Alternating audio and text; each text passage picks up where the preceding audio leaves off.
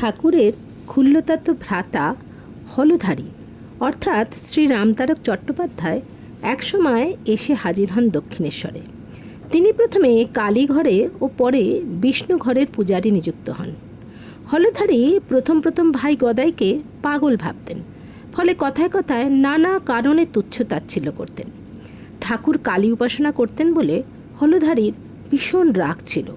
তাদের পরিবার পরম বৈষ্ণব ছিল কি না, তাদের ঘরের প্রতিষ্ঠিত রঘুবীর এবং মা শীতলা। সে কারণেই হলধারী বারংবার বলতেন কালী তামসী তম গুণময়ী। তিনি ঠাকুরকে কালীর উপাসনা করতে নিষেধ করতেন। প্রথম ঠাকুর এটিকে গা করেননি, কিন্তু একদিন আর থাকতে না পেরে দৌড়ে মায়ের মন্দিরে গিয়ে মা ভবতারিণীর কাছে কেঁদে কেঁদে বলতে থাকেন, মা বল না, তুই কি সত্যিই তামসী? হলধারী যে বলে ও কথা, কয়েক মুহূর্ত মাত্র। বাইরে থেকে দেখে কেউ বুঝল না। দ্রুত মন্দির থেকে বেরিয়ে এলেন ঠাকুর। হলধারী তখন রাধা গোবিন্দের পূজায় ব্যস্ত।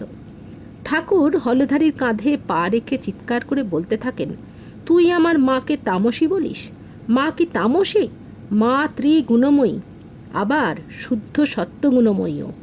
কোথা থেকে যে কি হয়ে গেল কেউ জানে না, কিন্তু হলধারী সেদিন স্বচক্ষে দেখলেন তার ভাই গদাই নয়, স্বয়ং রাম দাঁড়িয়ে।